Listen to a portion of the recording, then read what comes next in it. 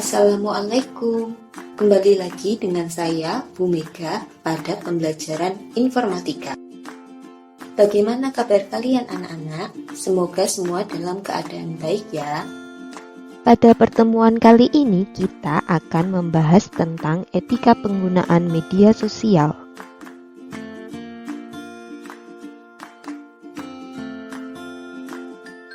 Teknologi digital menghadirkan ruang komunikasi dan media informasi yang tidak lagi terbatas oleh waktu dan jarak.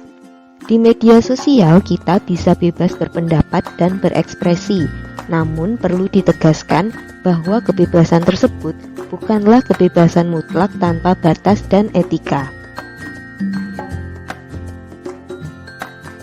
Tidak sedikit permasalahan sosial yang terjadi akibat kurangnya kesadaran masyarakat dalam beretika di sosial media. Dalam upaya mengurangi permasalahan tersebut, maka perlulah suatu etika dalam menggunakan media sosial.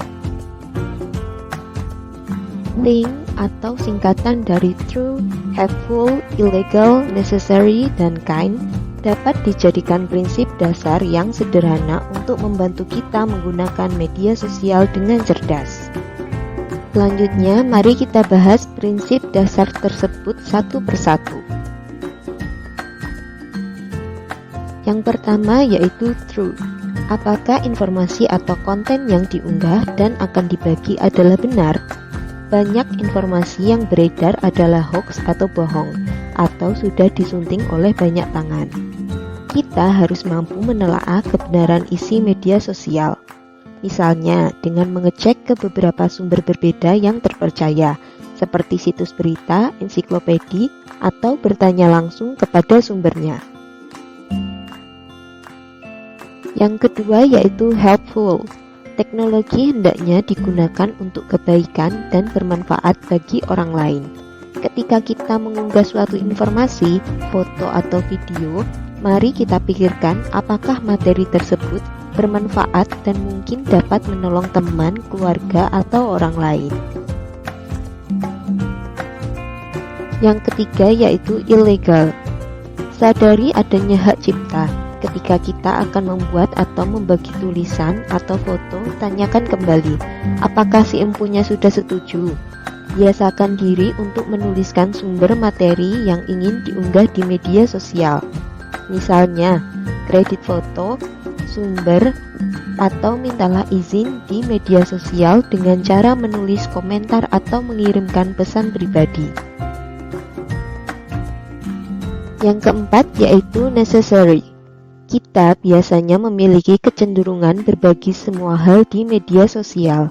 Kemana kita pergi, apa yang kita pikirkan, sampai terkadang kita tidak sadar ingin berbagi sesuatu yang bersifat pribadi. Mari kita berpikir lagi, sedemikian perlukah kita mengunggah konten tersebut? Buatlah skala prioritas, perlukah konten tersebut diunggah? Dari 1 sampai 10, di manakah posisi konten ini? Jika kurang dari 5, maka pikirkanlah ulang keputusannya. Yang kelima yaitu kind. Hal utama yang penting untuk kita ingat adalah selalu mengunggah hal-hal yang tidak jahat. Apa gunanya kita memposting konten yang akhirnya hanya mencederai perasaan orang lain? Mari kita saling menghormati dan menghargai kebersamaan pengguna media sosial lain. Hidup terlalu pendek untuk kita habiskan dengan saling menyakiti. Selanjutnya, mari kita bahas 5 panduan dasar dalam menggunakan media sosial. Yang pertama yaitu menjaga privasi, dengan tidak mudah memberikan informasi data diri di sosial media. Yang kedua yaitu jaga keamanan akun, dengan cara membuat kata kunci yang cukup sulit untuk ditebak dan mengubahnya secara berkala.